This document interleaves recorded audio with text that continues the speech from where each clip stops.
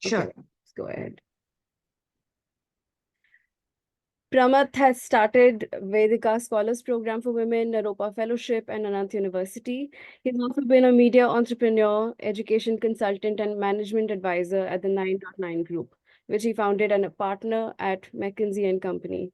He's also the founder and chairman of Harappa Education, now part of upGrad, which strives to become India's largest online institution focused on teaching habits and skills critical to workplace success in the 21st century. He received a PhD and a Master of Science in Engineering from the University of Pennsylvania and a BTech from the Indian Institute of Technology, Kanpur, where he was honored with the Distinguished Alumnus Award in 2018. I had the opportunity to meet Pramath for the first time back in 2016, initially at Ashoka as an employee, then as a student, and later as at Harappa. Initially, I thought he might be uh, less approachable as we would expect someone as busy as him to be. However, I was pleasantly surprised to see how untrue that has turned out to be over the last few years. Despite his extremely busy life, Pramath somehow finds time for all of the students and the people around him. His help and advice has been invaluable for me, especially in my Harvard application journey. And he's one of the most visionary, approachable, and humble leaders that I know of. Words fall short to express the unique role he plays in what we fondly call the Pramath universe. Vaswar would know that. Tanita would know that. Um, You've truly been a blessing to all of us who thought of ourselves as square pegs in round holes, Pramath, creating a space for all of us to be exploratory and normalizing changing careers. Thank you so much for joining us today. It's. I know that's a slightly long introduction, but it's a pleasure to have you here with us. Thank you. Thank you. That's a very kind introduction, but a very sweet one. I want to thank you because I I've never had uh, that introduction before. I know that you first read from my normal one, but the adaptation was very nice. Thank you. And hello, everyone. And it's nice to be here, especially because I see many usual suspects who I have known for many years.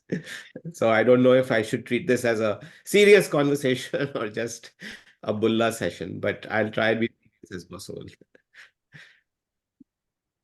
All right.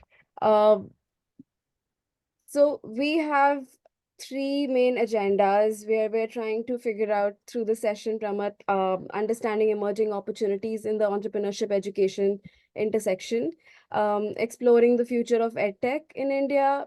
Many of my classmates wish to go back after graduation, so opportunities for them and what's in it for people who want to stay back in the US and pursue careers here. Um, so I just want to start off, Pramath, by asking you, you played such an important role in changing the face of Indian education sector. How did you land up in the field and what attracted you to this field? So, like a lot of things, my engaging with this field was purely by chance. I did have a PhD, as you mentioned, and was an academic. Post my PhD, I actually joined the University of Toronto, but I hated being an academic. I was really unhappy. And some of you have heard this story, but academics tend to be individual contributors. That's what they're trained for. Lots of sharp elbows in the department, and I was like, oh my God, where have I landed up? So I left academia and was lucky to get hired by McKinsey, and it was a big shift for me, and I didn't think about ever going back to academia. I almost had a trauma that I didn't want to relive academia again. But then the chance was that in a project for McKinsey, I was asked to build a new university when I was working in Malaysia. And unfortunately, that's how consulting firms are. People don't really have much expertise, but because I was an academic once, I was seen fit to go build a university, which couldn't be more uh, uh, uh, illogical as a conclusion. And that's when I got my hands dirty trying to create something from scratch. And in Malaysia, they asked me to put together 4 or 5 colleges and aggregate them into a university. And many times universities are created that way. So yeah, that's how I got into it. And then one thing led to the other. I was building that, and then uh, Rajat Gupta, who was head of McKinsey, was trying to set up a business school in India. He found out I was building the school, so building this university. So he said, "Why don't you help here?" Then when ISB took off, people started asking me to help them build new universities in India. The next question I think that's the way it all happened. Purely by chance. I had no intent of getting into education. Next question. Dipanjali, you're on mute. Krati, can you make sure that everyone's on mute, please? I'm trying, yeah. Sorry about that. Thank you, Pramath. So I just want to let everybody know that this is going to be a purely a conversational session. Everyone's going to be, you can feel free to ask your questions during the session. I'm just going to be asking a few questions along the way. So hope that's okay with you, Pramath. Yeah, perfect. Sounds good. Okay. All right. Thank you. So Pramath, starting off with, wanted to find out a little bit about some edtech projects. Could you discuss some innovative edtech projects or startups in India that have caught your attention recently? What have been the key trends? Yeah, at some level, I'm a bit of an insular guy. I work on certain things and I'm very deep inside them, so I don't know what's happening outside. As you know, I started Harappa and it's now part of upGrad. I can tell you that upGrad is doing well. It's one of the higher education players, and it's a little bit like a Coursera. So they're doing well, and they will continue to do well because they are run as a proper business, as opposed to many of the startups in the edtech space that most infamous amongst them being Byju's, who kind of created a lot of hype and there was nothing solid behind them. So I think one of the things that is happening is that right now everything is very muted. People are very circumspect about investing in new companies in the sector. Honestly, I haven't seen anything new and innovative in this sector right now. And this often happens. You will see that when a new sector is born, there's a sudden gold rush. Everybody seems to be like the next best thing since sliced bread, and lots of capital and money chases them, and then many of them fail, and then people just retreat. So right now, it's almost like the edtech sector edtech almost is a bad word. And for those of you coming back to India, I don't want you to be scared. I think these cycles happen, but it's important to realize that right now we are probably at the bottom of a cycle as far as edtech is concerned. And I don't see any new news in edtech, any fresh new ideas in edtech. I can classify them, there's a bunch of people who are doing K-12, helping K-12 schools and children get better outcomes. And I think that's a very crowded space. Somebody wants to teach social emotional learning, somebody wants to teach critical thinking, somebody wants to teach better communication skills, and so on. So there are lots of people, there's a bunch of people who are trying to integrate learning and education administration.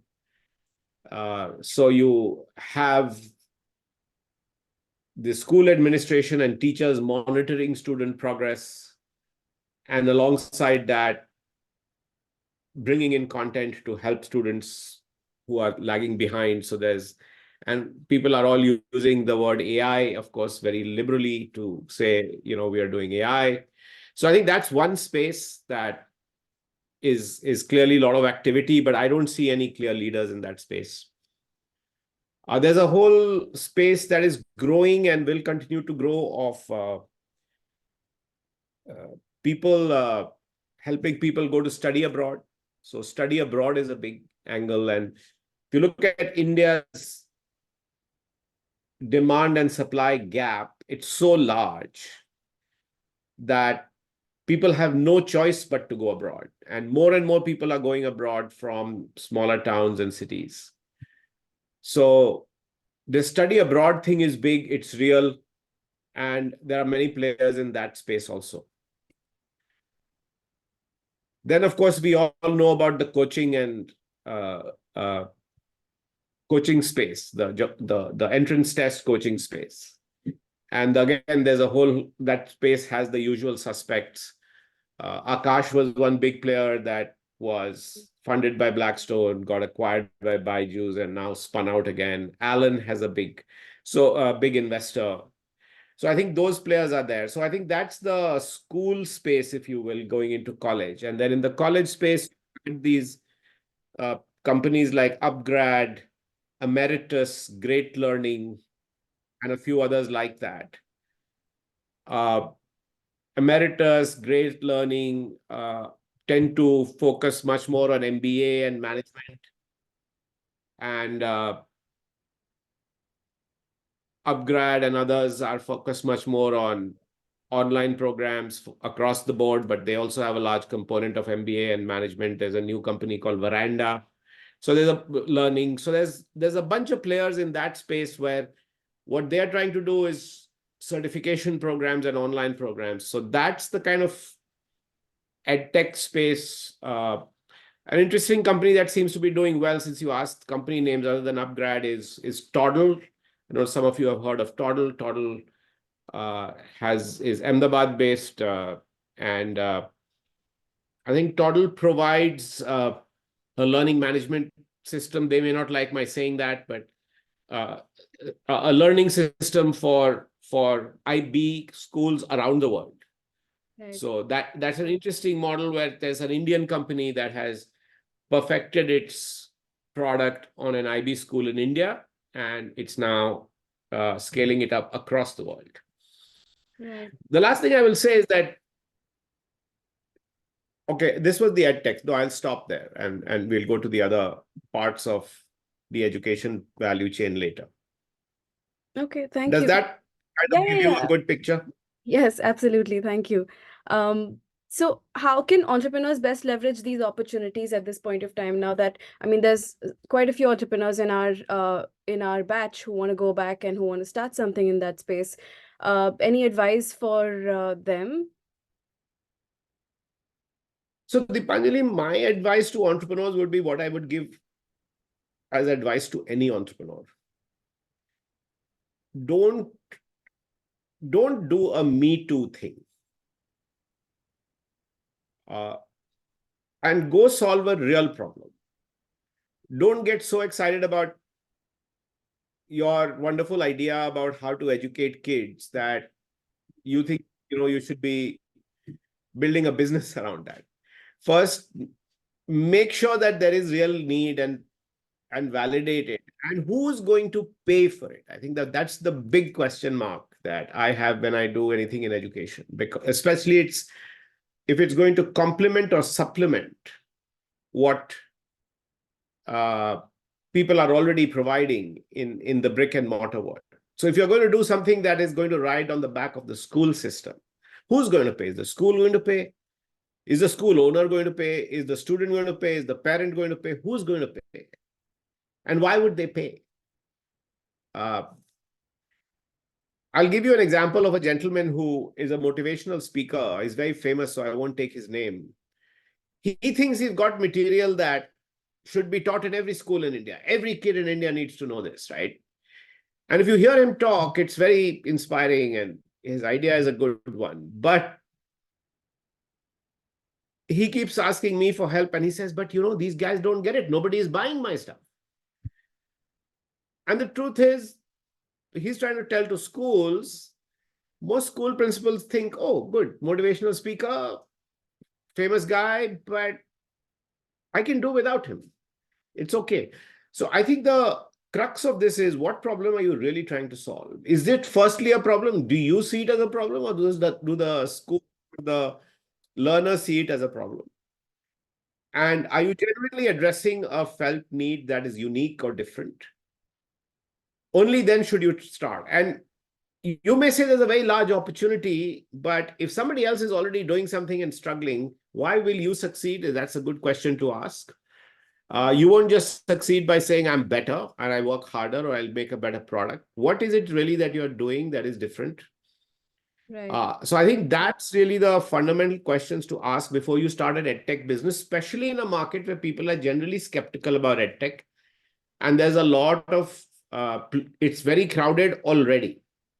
Right. Most people don't make the mistake of checking what others are already doing and learning from their mistakes to make your product or service better. So that's the other thing I would advise them to do, is to really see who else is doing what, and is it working? And if it's not working, why is it not working? So what's been your, the biggest mistake, maybe one or two big mistakes that you did in your entrepreneurial journey so far, Pramath? I started 2 programs that sank without trace. Everybody remembers ISB, YIF, Ashoka, Vedika, Harappa. The truth is that I built a business school in Baroda. Ground up, start business school. I built a school of convergence. And convergence was a big word in those days, the convergence of media, digital technology. Right. Both failed miserably.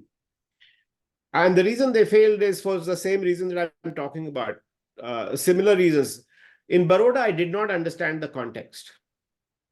So I built a super duper business school thinking that the local population, local young people in Baroda and people in Ahmedabad would want to come to this business school and want to go work in Baroda, because the Baroda has a lot of companies, Gujarat has a lot of industry.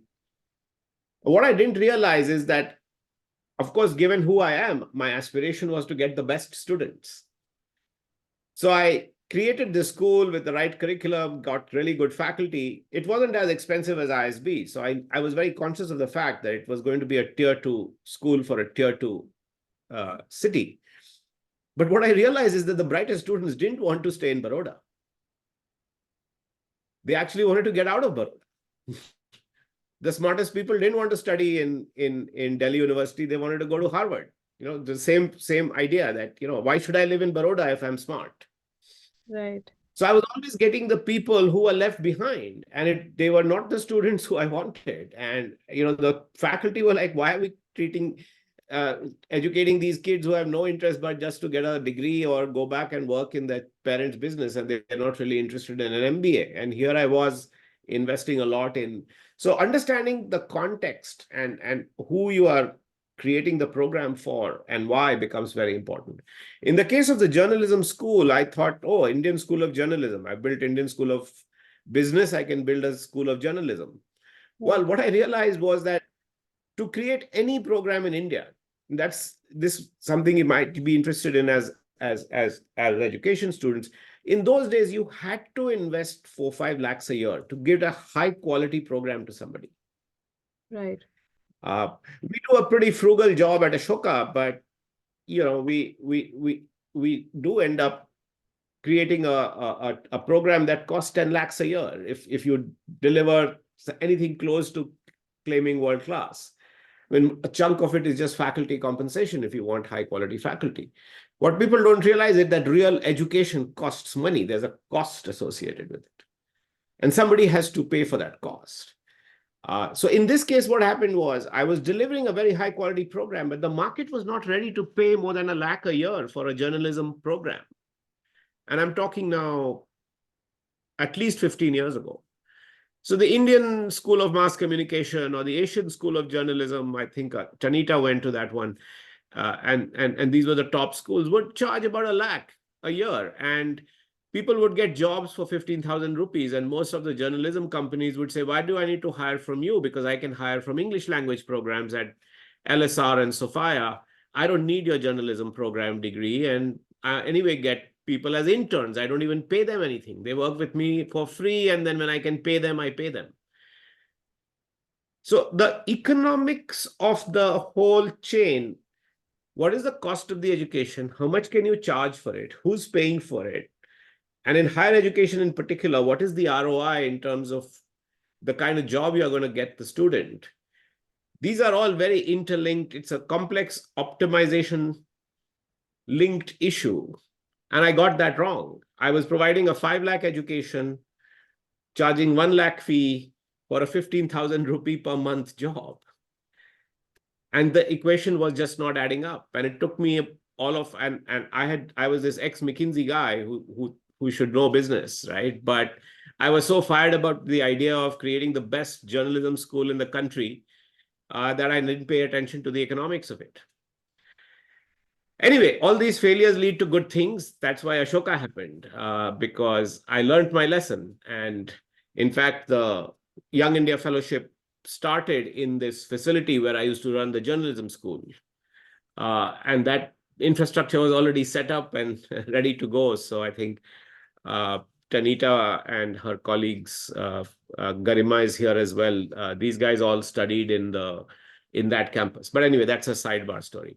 So I think it's important to understand the context, the whole value chain, who's paying, and the economics of the model that you are going to build. Right. Thank you. Thank you. Thank God that happened. So Ashoka happened. So good for all of us.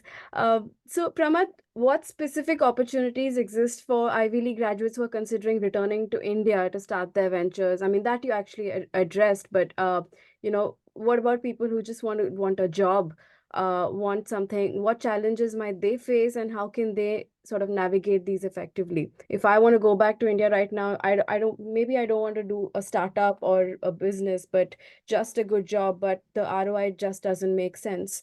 So would you recommend that, and what's your opinion about that?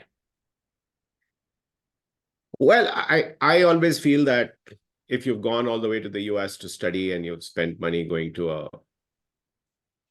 a Harvard, you might as well get some work ex if you can. So if you can, it's great. But if you can't, it's not a disaster. It's okay. It's not a make or break. So I think the desirable, nice to do thing would be to try and extend and work on your OPT and do something, because I think just the exposure to a different country and a different geography will help. I don't know what the situation in the US is as we speak, with all the turmoil on campuses and everything else that's happening with the economy. It may not be so easy to find a job in education, especially if you're coming out of, if you want to work in education. If you want to come to India, I think what is very clear is that,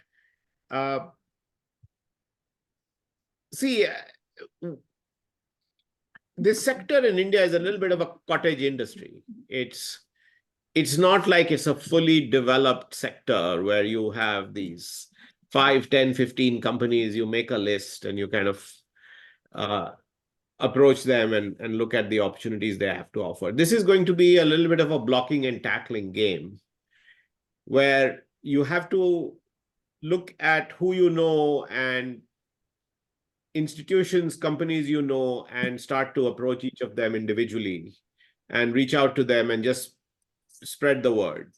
So I had to give you an example, give you examples. There's a bunch of universities, of course. Many new universities are getting created. There are many existing universities who are there in India. And they are all looking for people like yourself. So if you're going to be in higher education, there are jobs to be had at mostly private universities, of course. I mean, only private universities, of course. But maybe some of the non-privates might also be looking at. One of Tanita's colleagues, I don't know if he was your batch, is working for the National Law School in Bangalore, right? So Sanchit, is he your batch, or he's the first batch? Sorry, yeah. So he works for the. So there are even companies, these public universities are hiring people. Sanchit had a education degree from Ross, Michigan, not Ross, but the University of Michigan. So one is to go work in an educational institution. In fact, I just Friday morning, I met a Harvard GSC graduate who has an offer from a private university working with the vice chancellor. And he was asking me whether he should join them or not. So I think that's one sector. The second sector is all these education companies. Now, these education companies I don't think will not all value your GSE education that much. Because many of them are just pure commercially run enterprises, and they probably want MBAs rather than masters in education. But there may be opportunities. There may be opportunities in content creation, curriculum, running programs, stuff like that. And again, I tend to always start by higher education, but there is a K-12 equivalent as well. I just met a Young India fellow who is, I think she has an education degree, who runs, who's the principal of a school in Chandigarh. And I was quite amazed to see that she was a relatively younger woman in her 30s, but she's actually running a school and doing a pretty good job of it. So there are universities, private universities, and there are private schools, and that's one opportunity. There are companies that are serving people in higher education and in K-12, and those are opportunities. I feel that those companies have to be viewed with a little bit of a filter, because not all of them may value your GSC degree. Right. And then there are a bunch of consulting firms which are consulting with education institutions as clients. So they might be opportunities also. There are, again, few and far between, but for example, E&Y Parthenon does consulting at school and college level. There's a company called Sanam S4. I don't know if you've heard of it. They do consulting. And there are many other smaller and larger outfits. Most consulting firms have an education practice right now. I think there's an opportunity to build a good education practice if some of you are interested in India.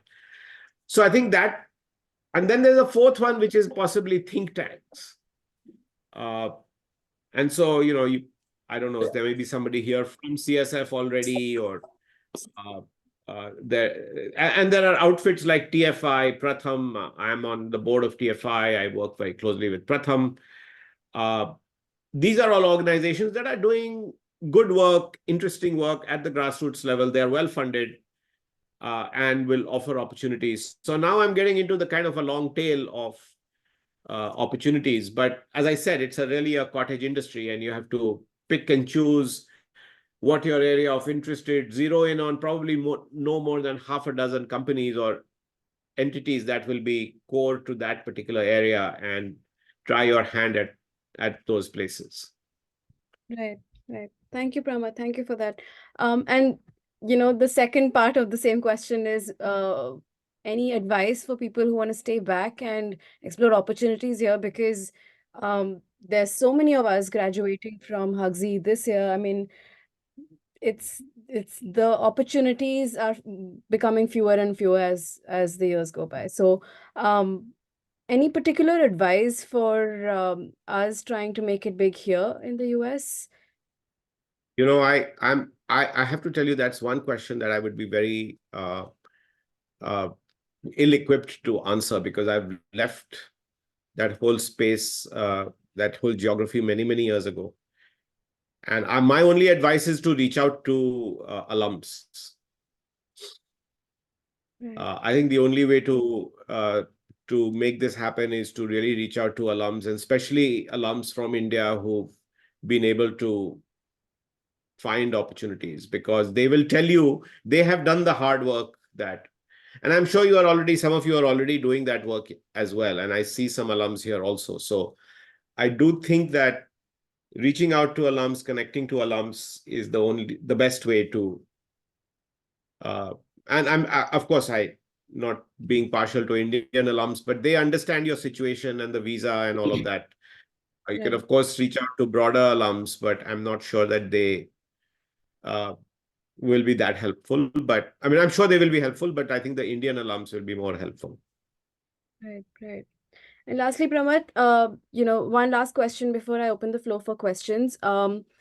You've seen the education sector evolve pre-pandemic, pandemic, post-pandemic. You've seen how it has evolved in the last few years now. And I mean, what do you foresee in the global education sector or even in the Indian education sector in the next 3 to 5 years from now? I think in India, there's going to be a massive opportunity. Massive opportunity. Our system is so broken. Our system has such under capacity and such poor capacity that there is a lot to do. And you ain't seeing nothing yet, as they say in the US. I wish I was 30 years younger and I would be starting out like you are. But it's a tough area to be in because education, I don't know, you all are education experts now, but education is like doing heart surgery every day, right? You are actually impacting somebody's life every day. And you are giving them a tag that they're going to carry the rest of their lives. There are very few sectors like that. When you did my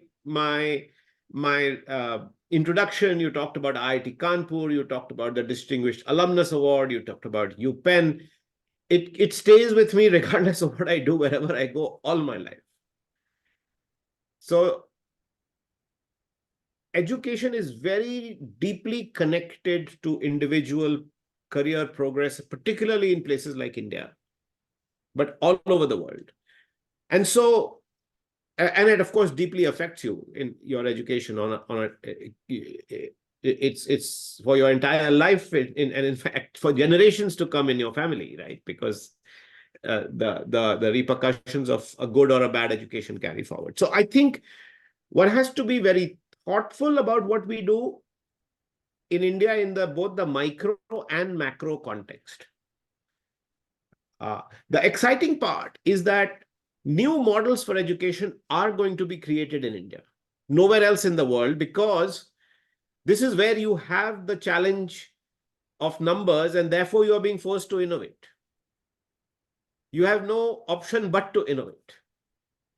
The old models that took the rest of the world to where we are just not going to work here, just not going to work. And so the onus is on us to actually come up with new models that are scalable, that are high quality, that cater to the times of AI and technology disruptions.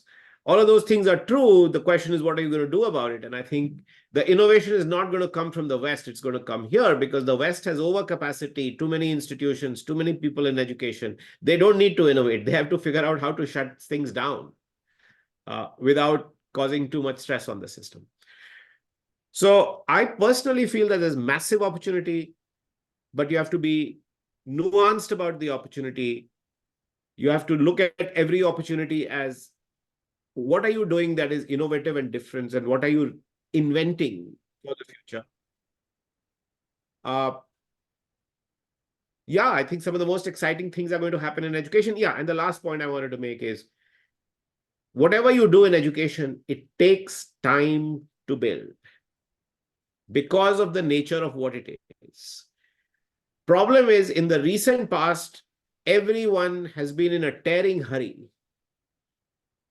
because they think that they can build education systems or institutions like they sell lipstick or whatever it is that you're selling, cars, or everything can be bought online. It can all just grow into millions of people, billion-dollar valuations. And I'm maybe sounding too old-fashioned and traditional, but I don't think the fundamental nature of understanding context, understanding economics, understanding that this is heart surgery every day, understanding that there's a signaling value associated with education is going to change in a hurry. So we do have a challenge to educate large numbers of Indians quickly over the next decades. But you have to understand that you can't do this in a hurry, because when you do it in a hurry, then you go against the grain of what education is. And I'm sure that you all realize this from the programs that you've attended. I think if you can bring that kind of awareness and consciousness to India when you come back and not be in a hurry, whether you are doing a startup or working for a company or working for an institution or joining a think tank, I think you'll do really well, because this is where the action is going to be. Thank you. Thank you so much, Pramath, for your time. Not the end yet. I know that all of these people have, all of my friends have a lot of questions. So the floor is yours. Everybody, please raise your hands and we can get started on the Q&A part.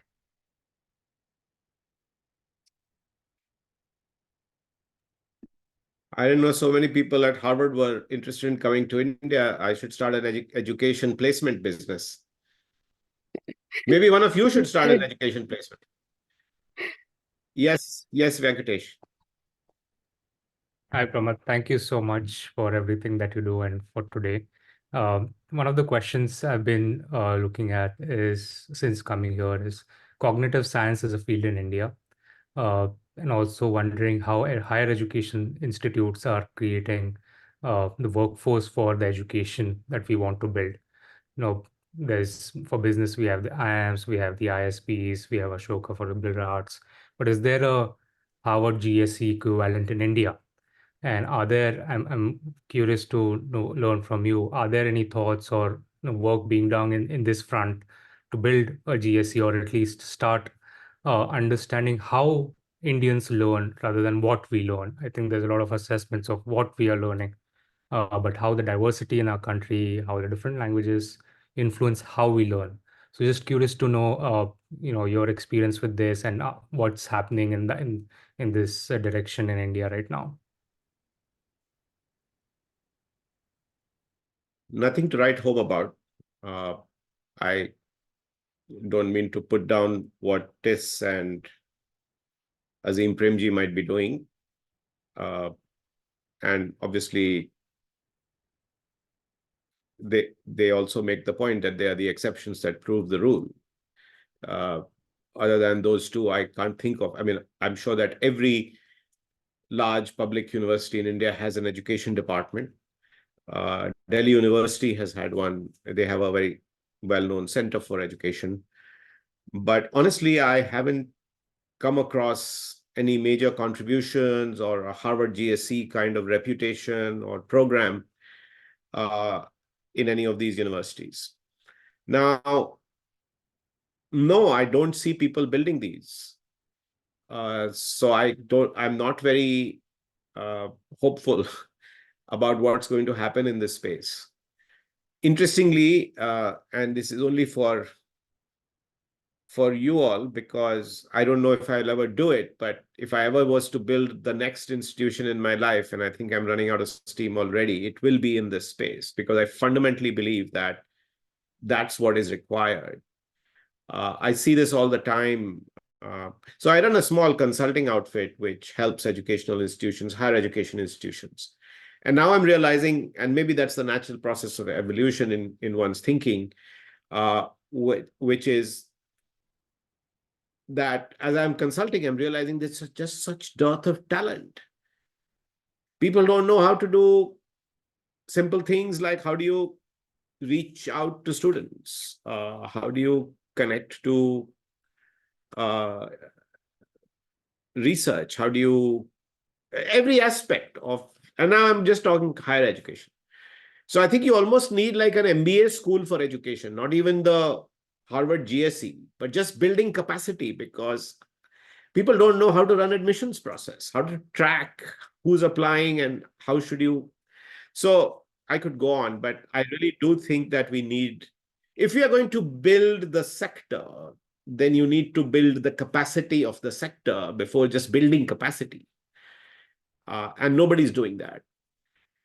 Look, there's hardly any teacher training institutions. Some of the teacher training is done by these B.Ed colleges and so on, but they are just a sham. People go to them, get certification, and move on.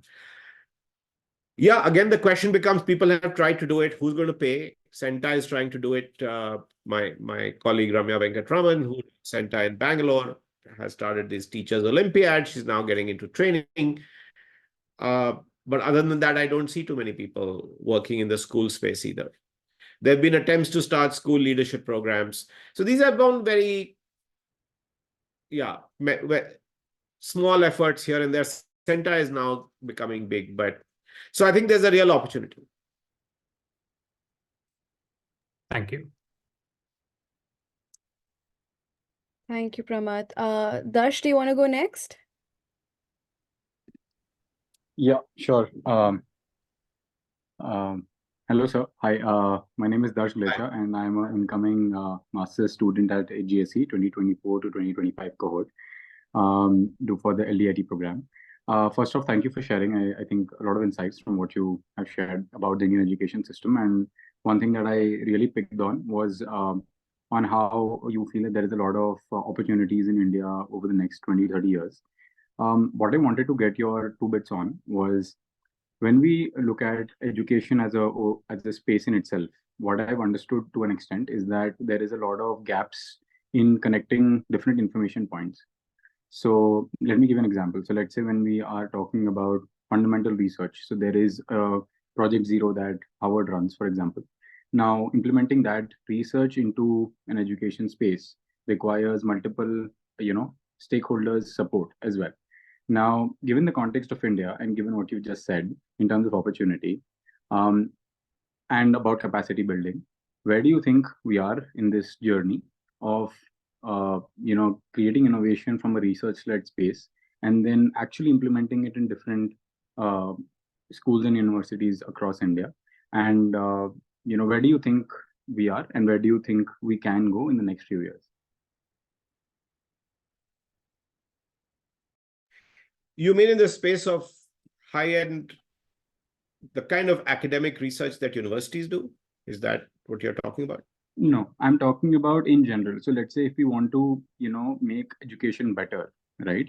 So there is definitely a lot of research that is happening on how can we actually make education better for a higher ed or for a, K to 12 for that matter, right? Now I'm talking about that kind of research. How can we use that research to implement across schools and universities? But are people doing that research? I don't know people who are doing that research. I mean, NUPA and some of these places do it, but I don't know who else is doing it. Maybe TIS and Azim Premji are doing it. Okay. Mm-hmm. But I don't know who's, firstly, I don't know who's doing the research. So that's my first response, Darsh.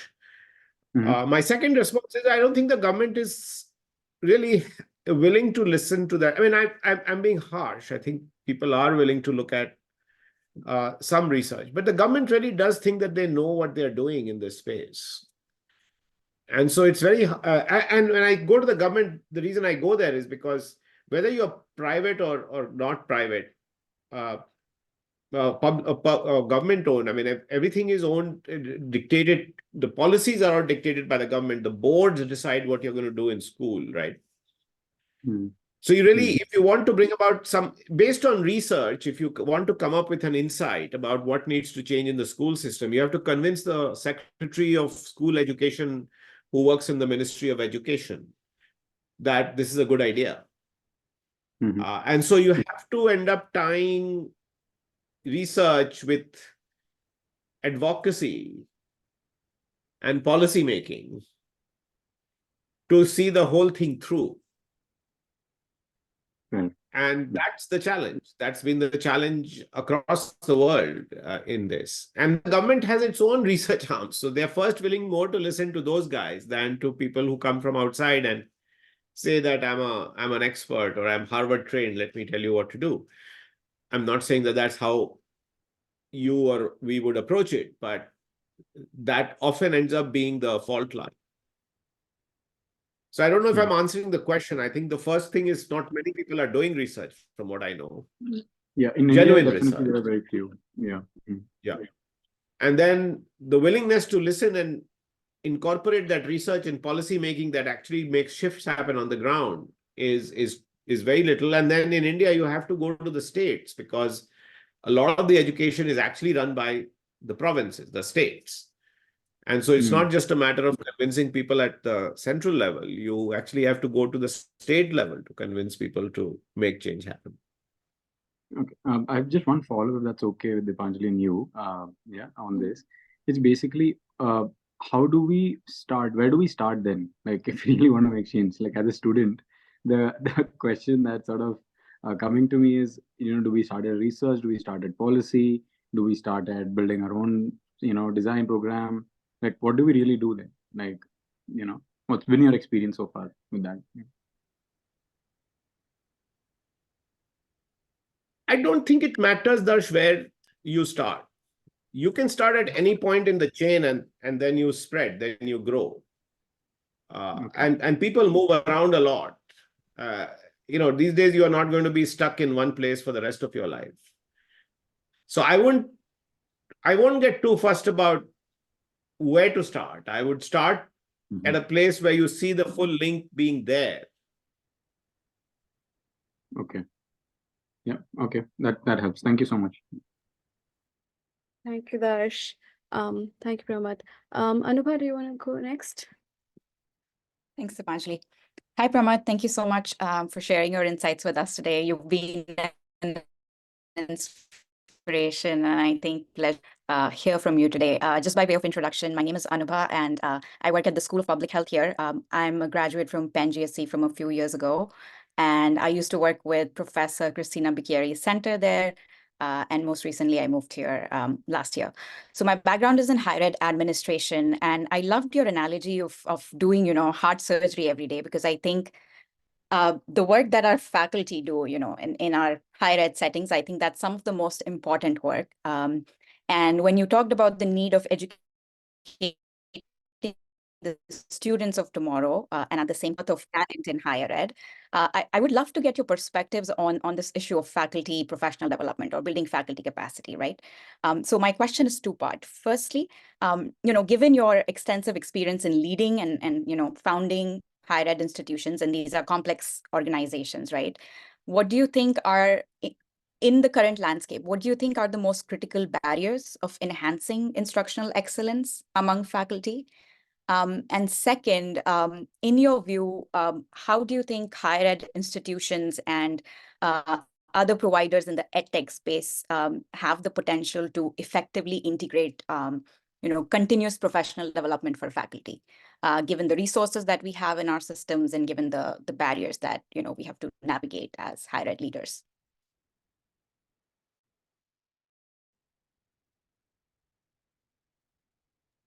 You're on mute. Sorry. I think faculty are, and it's going to sound harsh, but most faculty are actually not motivated to make this change happen. I think they don't see what they do professionally enough. There's a certain attitude, which is that we are doing favors by just being here. Students are not interested. Owners are not interested. And by the way, Anubha, I think something has to do with this has to do with a large part of our education system being the British system, where faculty don't have any control over what they teach or how they teach it and how they grade their students, because all of that is being dictated to by the university. You all don't know that model in the US, but in the UK and in India, somebody is setting the curriculum and syllabus. Somebody is actually delivering it in class. Somebody else is setting the exams, and then somebody else is evaluating those exams. So it seems like a very fair and objective system and true massification of education for all and democratization. But the truth is, accountability goes away in the system at all levels. So fundamentally, I think we have to get people to be incentivized to become better teachers. And I think that whenever people have tried these programs, the usual suspects who are motivated who show up for webinars to listen to Pramath Sinha will show up, but other people will not care. So that's one problem. But I think the potential exists. Potential definitely exists. In fact, maybe Tanita can tell you when she and I were helping build a EdTech program for the government, I was surprised, but the team, which included Tanita and others, came back to me and said, let's start something for exactly the point you're making in improving learning and teaching excellence for schools, and that there will be a huge potential and demand for that. And I think there was a compelling case to do that. I still think there is. But it comes back to it's not the most attractive, commercially viable position, which is where the real growth in online education is taking place, which is the private sector for profit. They are not incentivized to offer these programs because they are not sure whether they can make money from it, and whether students will be they will have enough learners who will be incentivized. So we are caught in a bit of a vicious cycle, but it's worth breaking that vicious cycle. And I think to some extent, CENTA and TFI's FIRKI are doing that for K-12. Nobody's doing that for higher ed, though. And I think I see a huge opportunity there, but would love to maybe, exchange ideas at another point. But thank you so much, Pramath. Appreciate it. Thank you, Pramath. Karan and then Orpon. Hi, am I audible? Dipanjali, can you hear me? Yes, I hope I'm not yes. cracking, right? Perfect. Hi. First of all, thank you so much for coming for this session. Just to give you background, I've worked with ISB personally, and I've heard a lot of stories about the kind of recruitment you did back in the days there as well. And I've also read your book about the idea was time has come. So great work there, Pramath. And this is actually a fan moment for me. Pramath, one of the questions for you is, we do see a lot of international business schools coming here in India, right? So we have seen Deakin coming here. We have experienced Bocconi as well as Schulich in India in the past as well. So how do you think IIMs would change, or how would they take this as a change going forward? Because I'm sure there would be few more international universities coming to India.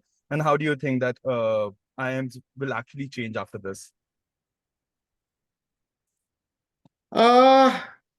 I don't think they have to change, if you ask me. I don't think they will have any competition.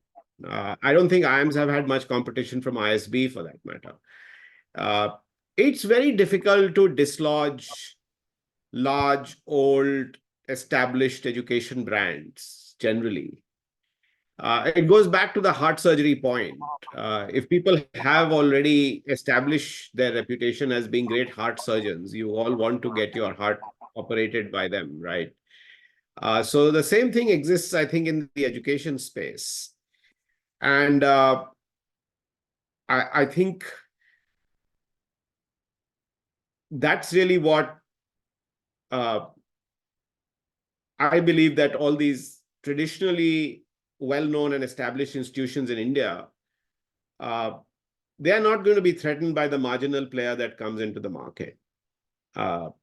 Plus, there's so much supply-demand mismatch that in a way, there is no competition. I often argue that you have competition in a market that is constrained, right? Because for the same supply or for the same demand, you have 10 players. So they are competing for the few people who are looking for your product or your service. In this case, there's just a massive, you can build 10 more IIMs and 10 more ISBs, and you will not meet the demand. And of course, there will be a variation in quality and so on. But so I personally think that people may feel threatened and therefore they will modify. So for example, IIM started the 1-year PGPX program in response to ISB. And that was good for the market. But if you actually think about it, it was not competition so much as just a market expansion that happened because a new category of education was now available. And they saw that as a missed opportunity. So I think it's going to expand the market. In fact, that's a good example that it will actually expand the market. Look, the number of liberal arts institutions getting set up in India, thanks to Ashoka, is huge. Every university now wants to have a liberal arts. They say, अच्छा, liberal arts का तो बहुत demand है, right? Nobody said that before. Everybody was very skeptical. So I do think that it's good that others are coming in because I think it expands the market. Perfect. Makes sense. Thank you so much, Pramath. Thank you, Karan. Arpan, do you want to go next? Yeah, thank you. First, thank you so much, Prabhat, for being here. It's an absolute delight hearing about journey so far, and thank you so much, Dipanjali, for hosting this. It's a great privilege to speak to such like-minded people. Firstly, Pramath, firstly let me introduce myself. I'm Arpan, currently in the GSC LDIT program. I actually really liked your idea about the education consultancy idea because I know for a fact that a lot of universities are facing a kind of crisis in terms of ideating, innovating, and where they have really the power to innovate and ideate and change the systems which they are in currently. For example, in context, I'm part of a growing university in West Bengal, and we have been running for a long time, for 10 years straight. We just celebrated the 10-year anniversary previous month, and the university in large, it has a lot of potential, but we are kind of running out of ideas, currently, trying to innovate new models and coming up with new things. But I feel there is kind of a gap in terms of how do we constantly see the market, how do we constantly change kind of the programs, innovate on the programs, bring new faculty, have new exchange student programs. And I feel if you can advise on how to go about the process, how to kind of bring people together, how to kind of create on a consultancy program or some sort of that, where we can get together and just study the market, just analyze what can be done better in terms of the changing landscape in education, where recently in the NEP, as Karan mentioned, new universities are coming in the Indian market, where India was sending a lot of young students to the US. Now the US is actually looking in India, as a target market to just set up universities at India. So it is again, a very contentious topic because a lot of people have different opinions on it. So how do you think we as Indians, because we know our market so well and we know the demands of the students, specifically in the rural parts of India, how can we make it Arpan? affordable and also go ahead with the quality? Yes, so Arpan, there are already, sorry, Dipanjali. No, Pramath, I'm just being mindful of time. Can we Yeah. go over by 5 to 10 minutes? Is that okay? Yeah, it's okay. Should we wrap up right? It's okay. It's okay. Arpan, consultants are people who have actually done it before and who bring some expertise. So if you're saying, how do you set up a consulting firm? You just need to gather people around you who've actually got expertise and have done it before. And obviously offer the kind of expertise to people. You need clients to build a consulting firm. So you'll have to anticipate where is the need.